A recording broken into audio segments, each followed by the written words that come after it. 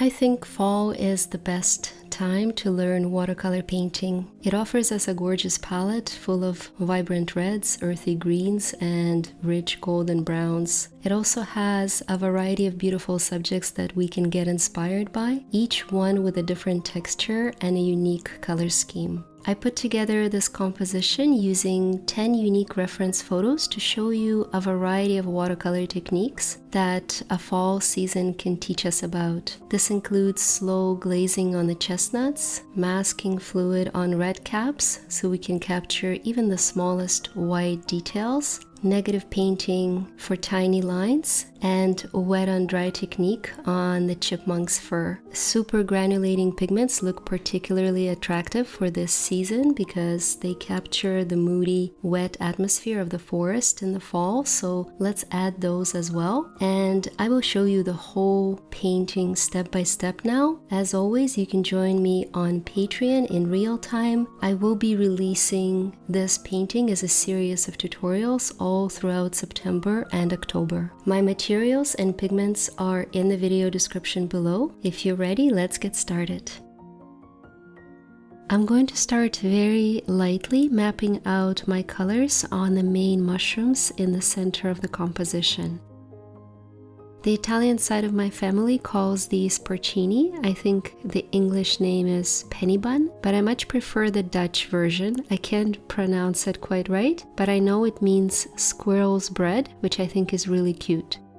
My main color is gold ochre. Any ochre would do, but you probably also noticed that little bit of light purple in my underpainting. It's essential because it's going to help us capture the light reflections on the surface of the mushroom caps, and those will shine through as we glaze darker brown color later on. The same principle applies to the eye of the chipmunk. I started with a light blue underpainting, even though the overall color is dark brown. And for the rest of the fur, I'm just building my light base underpainting color layer using burnt sienna and maybe a few splashes of burnt orange. Now, the red caps are the trickiest because of those white spots. So before using red, let's cover these spots with masking fluid to protect them and keep them bright white all the way until the end.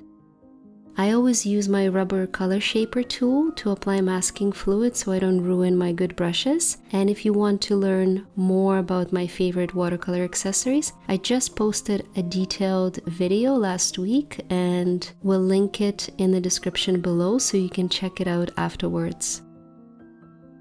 Now let's leave the masking fluid to dry, and in the meantime start the acorns. And maybe I will also add some details on the eye of my chipmunk. Technically, I'm breaking the sequence of layers, but I just want the eye to look more defined. And this way my chipmunk will look alive and real even without all the fur. So I feel like I have company while I'm making my way through the first layer of color on the mushrooms.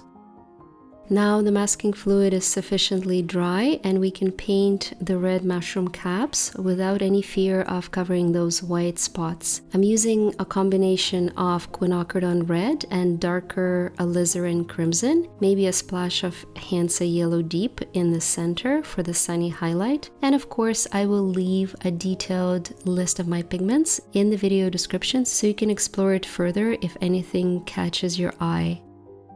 For the darkest shadow area between the two mushrooms, we can add some Perylene Violet or any darker brown or purple you may have on hand.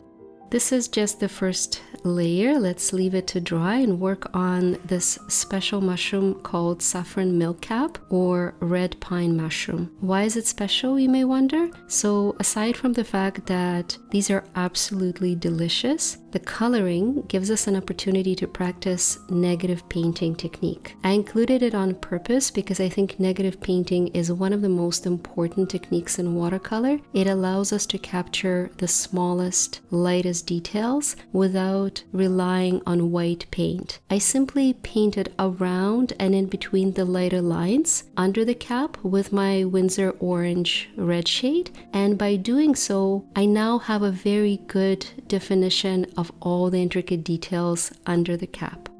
When I build these compositions that become full tutorials on my Patreon channel, I always try to think about key techniques that we can focus on for every particular subject, so the whole process of watercolor practice is much more effective. Let's do the chestnut shells, maybe using some sap green, green gold, maybe a little bit of that same burnt sienna that we used on the chipmunk. And it's time to move on to the next phase of our work, the second layer of color. This is where everything will truly come alive for the first time. The main technique is always slow glazing, which is what I'm about to focus on now, adding the second layer of color on the central mushrooms using darker burnt sienna, but still relying quite a bit on that dioxazine purple for the light reflections up on top. And the same purple, but much more saturated for the shadow areas.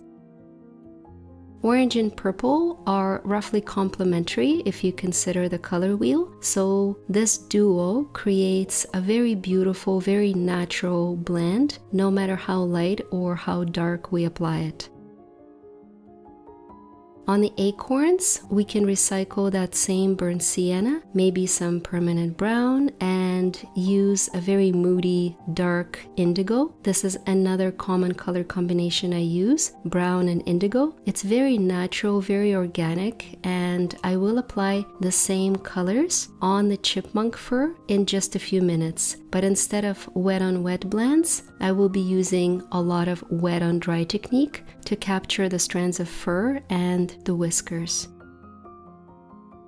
I hope you're starting to see that there's a lot of continuity in my palette. No matter how many colors I use, I recycle the same pigments on different subjects. So the overall composition looks more and more cohesive with different hues echoing throughout. Like the red berries are essentially the same in terms of the pigments I use as the red mushroom caps. And I'm starting to introduce quinacridone gold on mushroom stems and some of the leaves. And the second layer of chestnuts is using that same permanent brown, dioxazine purple, and burnt orange that I already used everywhere else. The one thing that I want to keep relatively simple is the background greenery. There's no need to overcomplicate it since everything else is super detailed at this point. I think granulating Green Apatite Genuine from Daniel Smith would work best. I always use this pigment where I want some easy texture in just one layer, and you can add additional colors wet into wet, anything from blues to oranges, just to add a little bit of visual interest. Now we can erase the masking fluid and reveal the white dots perfectly preserved on the red mushroom caps.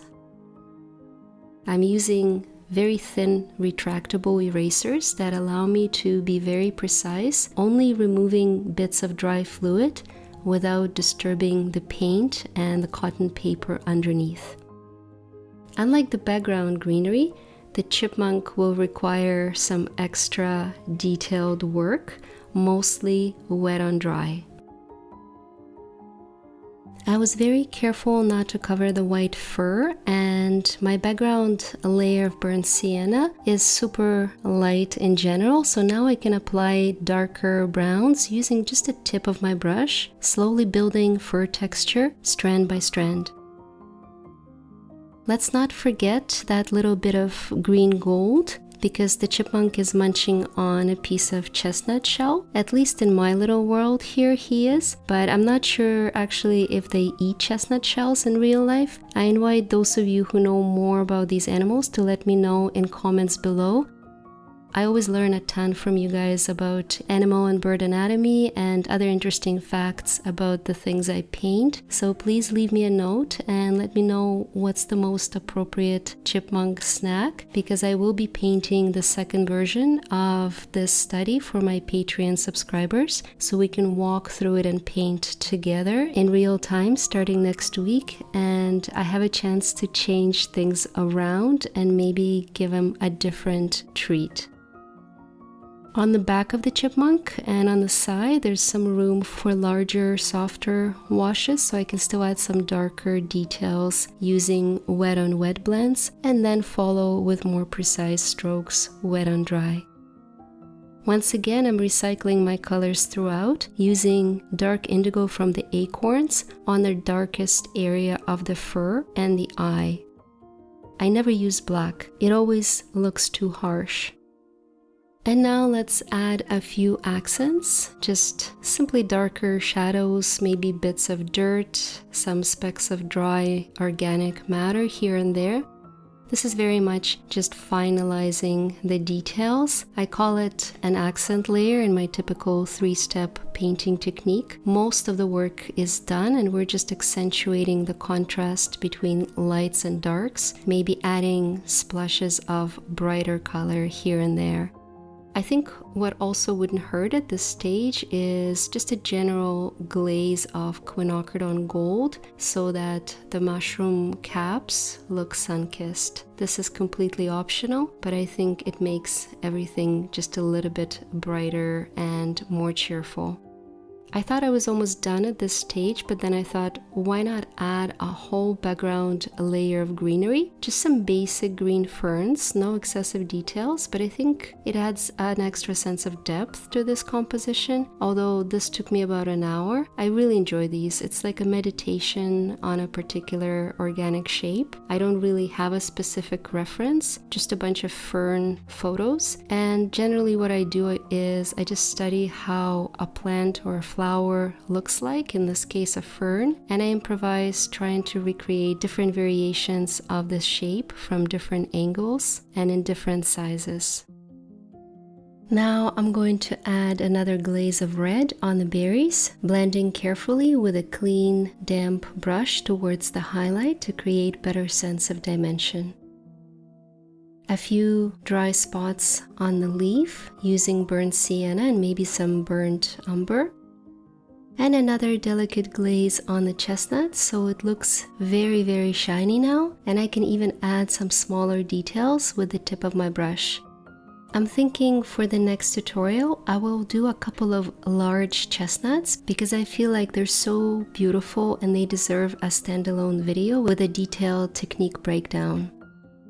So I left the spot all the way till the end because I wanted to find something really unique but not too vibrant so that the overall effect is not too overwhelming, and I think this looks okay, although when I do the second version of this painting for my Patreon subscribers, where I will record every stroke in real time, I just might rearrange some of these objects to make the composition a bit more cohesive. Maybe move the big red mushroom closer to the center, maybe get rid of the acorns. Let me know in comments below if you think this is too busy and what you would add or maybe remove to make it look better. I'm always trying to improve my composition skills, but overall this was a lot of fun. I'll put some prints in my shop as well, and if you feel inspired by the fall watercolors and want to see more, check out another one of my videos with different mushrooms and a ladybug. Thank you for watching and painting with me. Thank you for supporting my channel, and I will see you next week with more watercolor magic.